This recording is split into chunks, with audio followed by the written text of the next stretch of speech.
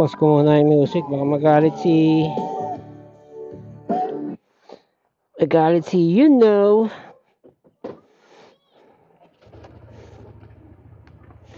So, Honda muna tayo. Meron nang weldingin doon sa sa keso. Natanggal yung kabitan ng top box.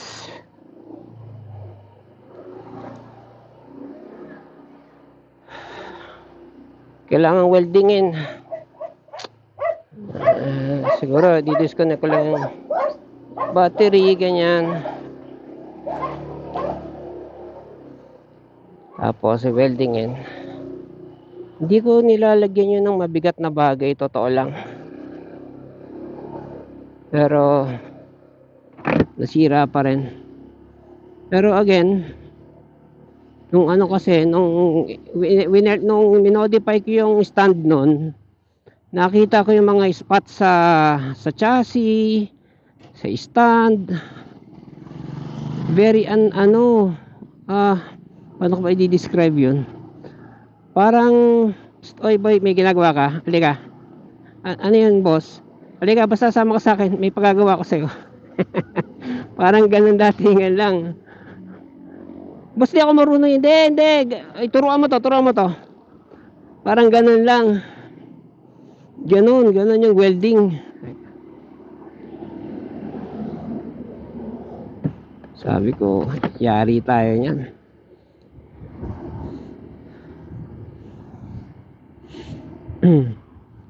Yung stand, kahit modified dyan, talagang tinambakan ko ng pinol-weld ko yan eh. Ayan, suwabe. Pag sa keso, sinagasaan ko yung lubak na yan, tugtog yun eh. Tug.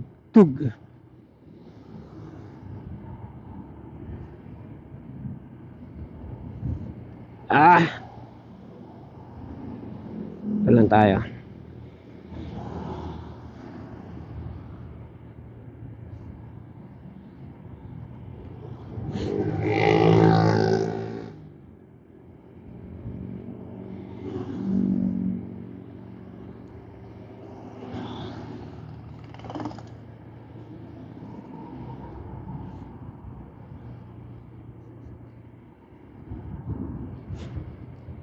Lalo na ngayon nakatres ako lagi, nakaw. Delicates.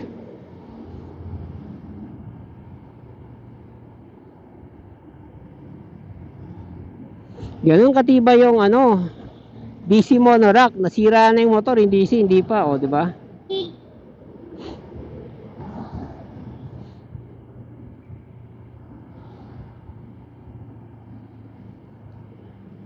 Tsaka yung DC monorack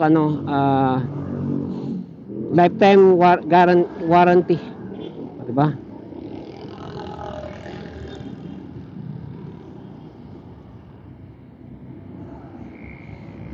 Yan na tayo magsa-sound trip pag balik namin ni teacher. Babalik pala kami kaagad para makapag-welding ako. Sana maraming kakalasin doon, yun lang. Maraming kakalasin doon para ma-welding yan. Tayo dyan.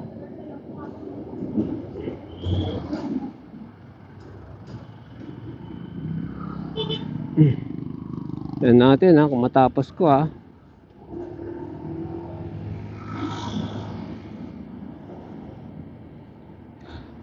Daing kakalasin doon.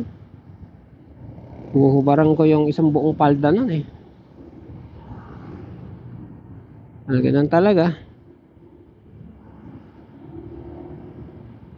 Nung nabili ko yon March nabili. March mag-iisang taon yung keso.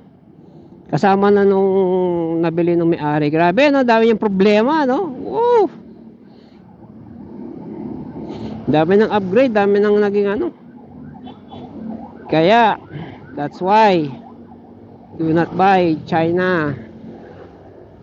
Kasi China, well, in fairness sa China, they manufacture to make profit. Japan, they manufacture with integrity. Hindi ko sabing no integrity ang China, pero syempre pag profit is profit eh, di ba? uh, Mas kailangan mong i-prioritize yung profit, yon kung profit oriented ka above all else, ganun.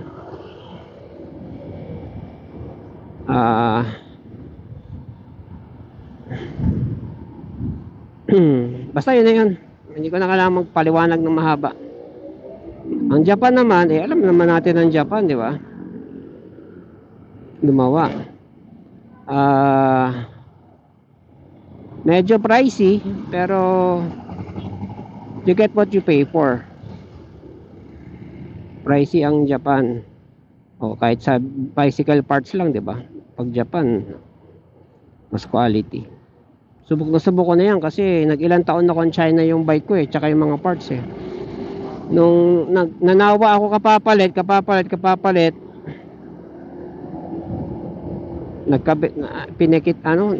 ipinangutang ko yung yung branded Shimano Japan. Yun, medyo tumino. Sabi ko dapat noon ko pa to ginawa kasi kung ito-total ko yung nagastos ko sa palit ng palit, alas rin eh. Sama pa yung sakit sa ulo, abala, oras, ganyan. Kaya yun. Ayan. Kung kakabitan ng top box, ang top box ko hindi naman kalakihan eh. Ayan. Walang helmet, sakay walang helmet, at tsinelas ba? At least naka shades. San ka pa? Talo kayo. Superman! Nag-shades ba si Superman? Salamin lang pala.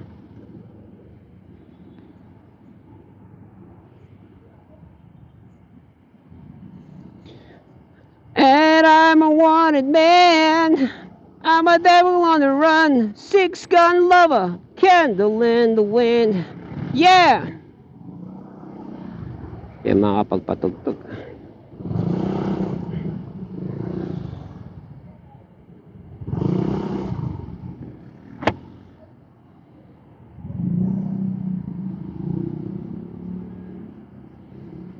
$45 liters yung top box, aluminum, original, SEC. SEC ba yun? SEC.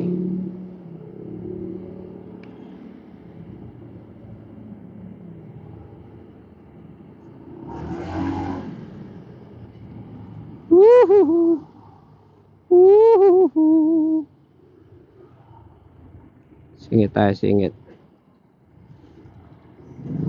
Kailangan magpasensya nung nakabisikleta kasi ultimong kotse nasa bike lane, tricycle, lahat na.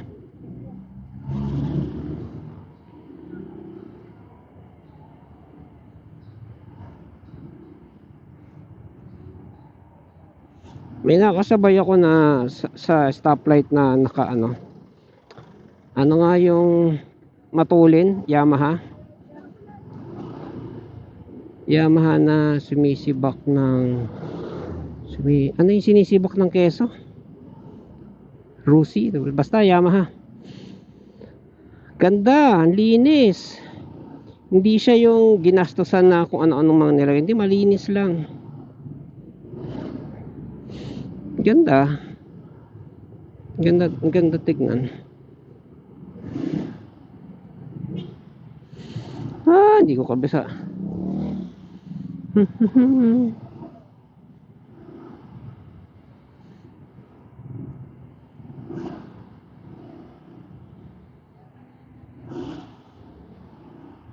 Nakakapanibago. Yun! Para sa buhay mo. Nakapanibago, hindi ko maisingit-singit. Pag keso, yakang-yaka no? Ginagawa na.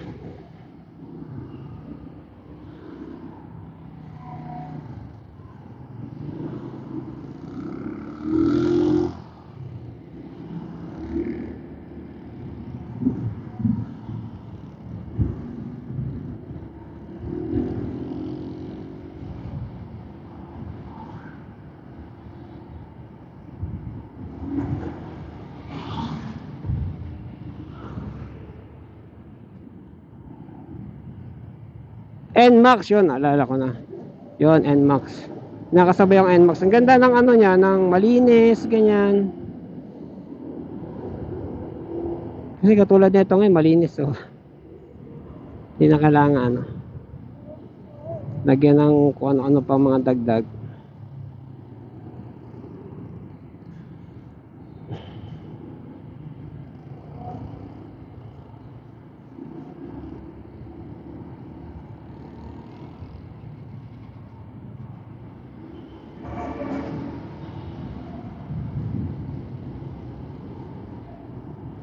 Buti na lang may ganito si teacher. Hindi ko iyaangka si teacher ng walang top box. Kasi medyo ano kasi siya na ano eh, na pasahero eh. Kailangan sa kanya merong safety.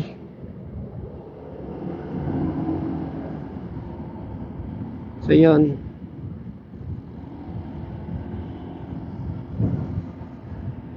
Maintindihan niya naman yun eh, pag pinaliwanag ko.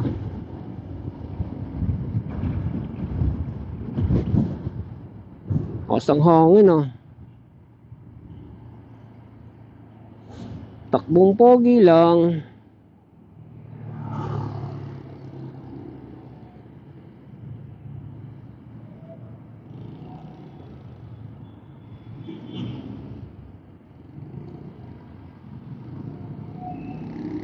Kulitin kaya natin si ano.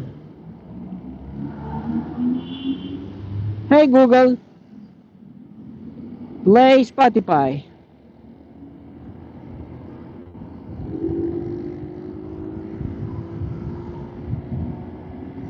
Ayaw. Hey Gemini, play Spotify. Ayaw pa rin. Hangin lakas.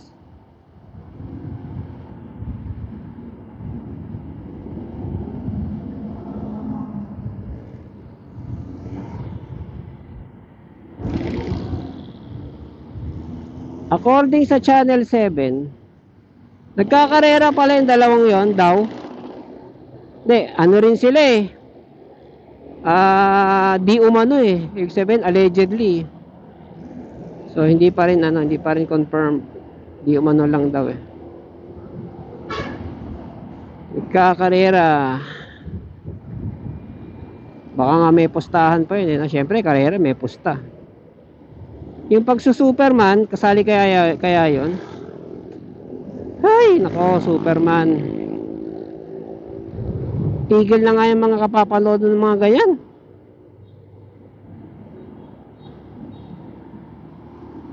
Nadi-distort yung reality. Pwede pa panoorin nyo na lang mga video ko sa Facebook ko. Medyo tinigil ko na eh, pero marami ako ng mga video na ano eh, mga disgrasya. Hindi gory disgrasya na ano, na pwede pang maiwasan, disgrasya na merong leksyon kang mapupulot. Kasi nagnanarate ako eh.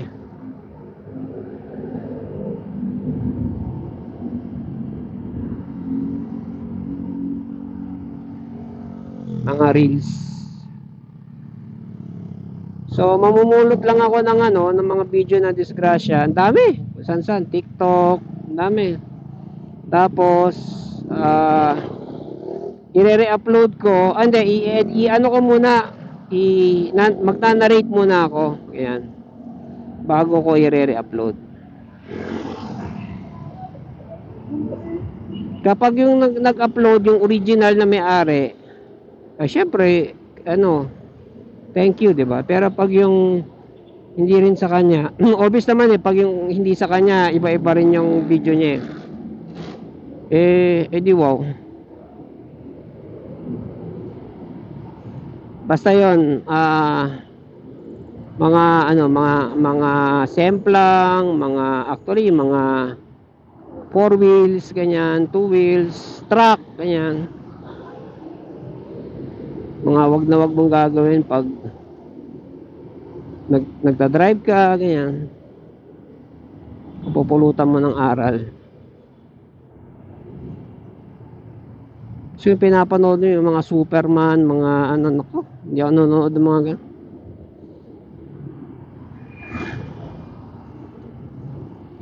Kahit sino pang tanungin mo na ano, veteranong ano, rider, kapag dumapa ka sa motor, kahit bisikleta pa yan, sira ang balanse mo.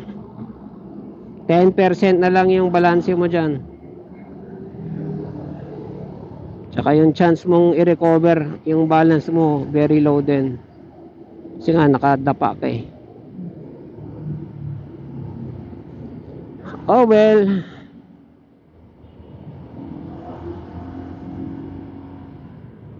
Kakahigpitan na naman yan sa Marilake. Tsaka yung mga ano, mga bystander nandoon sa gilid, hindi ko ginagawa yun. Kasi lalo na doon sa kurbada, nako, wag doon. Kasi doon ang unang sasalpukan eh. Di ba? Maraming pwedeng pwestuhan.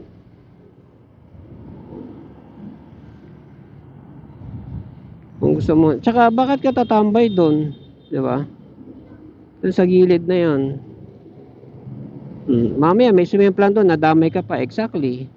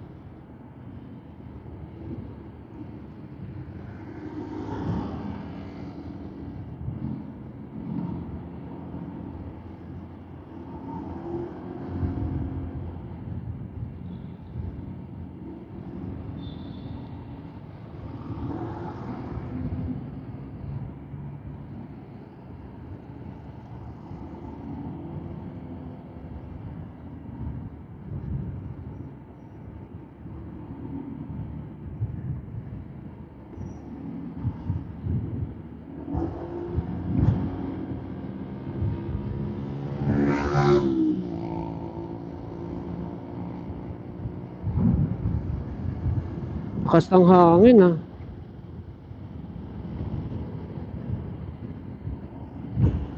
Ba't may nakailaw dito? Naka-hazard. Emergency ba yon? Di naman. Naiwanan niya lang siguro.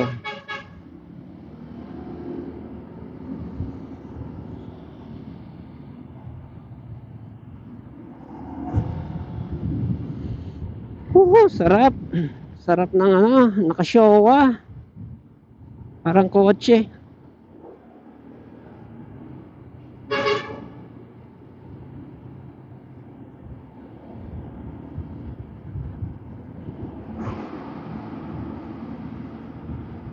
Dali, mauna ka na.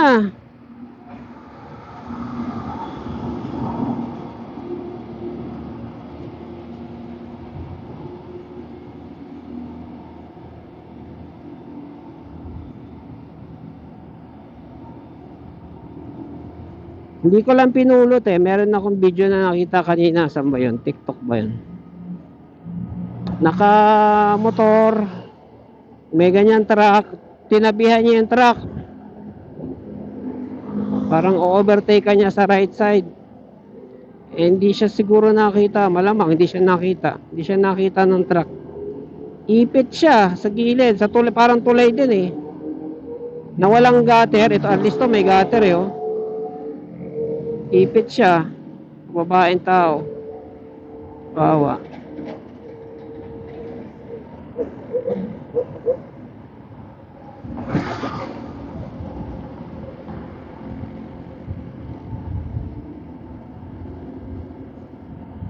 Nung naipit pa siya, lumagpas pa yung truck. Siyempre, paglagpas ng truck, tumba siya. Huminto, hindi, lumagpas. Huminto siyempre yung truck, pero siyempre naipit na siya, tawag nito, naabante na ng truck nung naipit siya. sabay preno yung truck, siguro narinig niya yung crunch ng motor. Pumreno yung truck, pero pag preno yung truck, nasa likuran na yung babae. At tumumba na doon sa sa ilalim ng gulong. Di ba?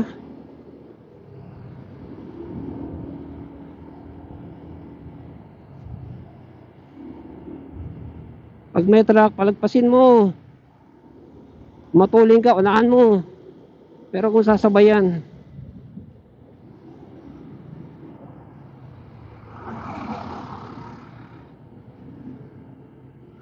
ang kalaban-laban dyan. Ganito.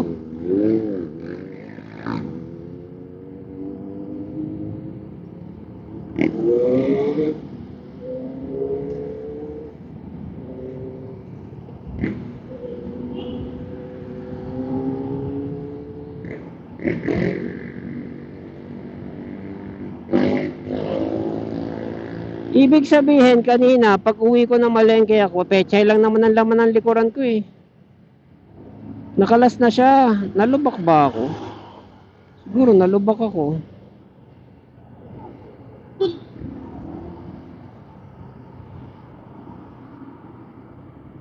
Malaki na naman oh. Sige, lagpas.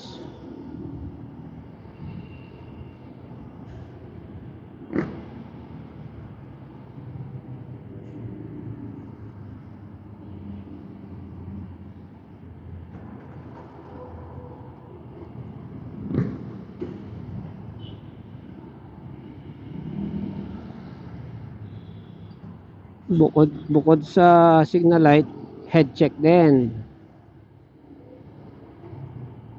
Ang turo ng professional. Professional nga ba yan?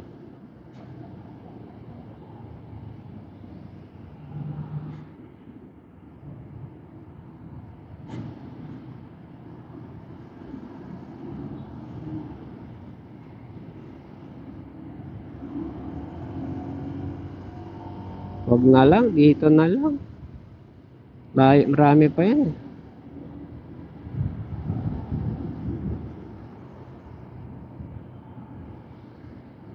Sarap din ng motor ano.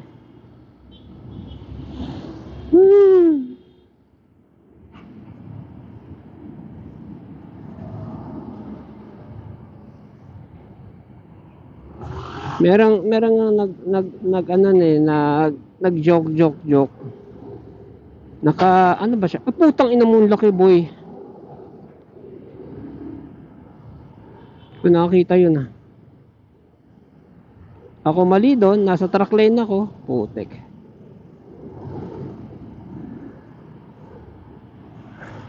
Yan na nga magsasalita.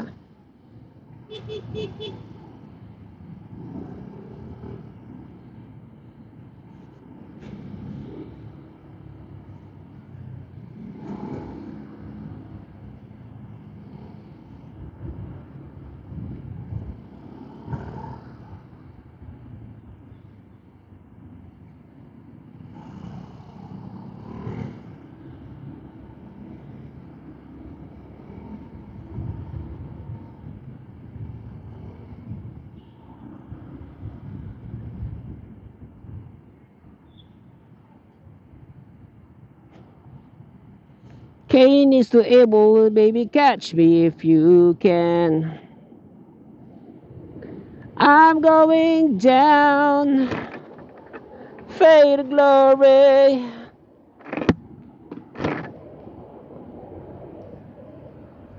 Lord's true. Tugtog tayo.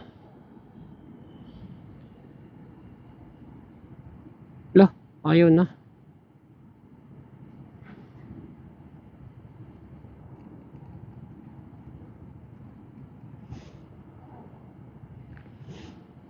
Ay mo duwaw.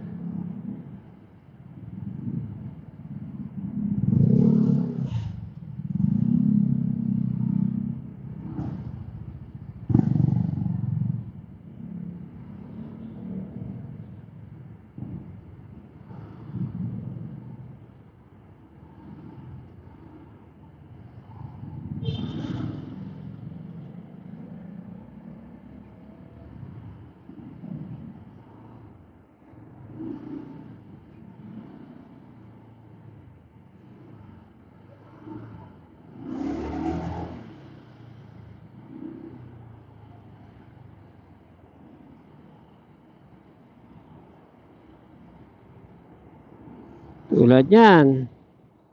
Pwede kang maipit yan. Buti na lang maluwag dito. Pero tunay na buhay, pwede kang maipit yan.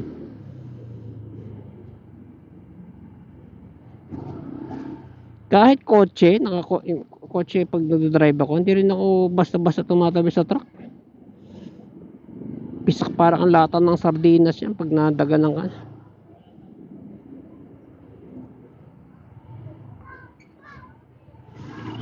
Motor pa kaya. Ang galing ng pintura niyo, oh. Nagbabago sa ilaw. Oh.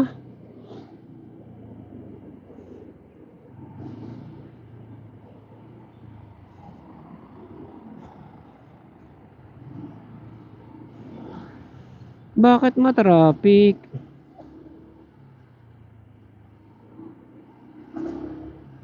Anong meron?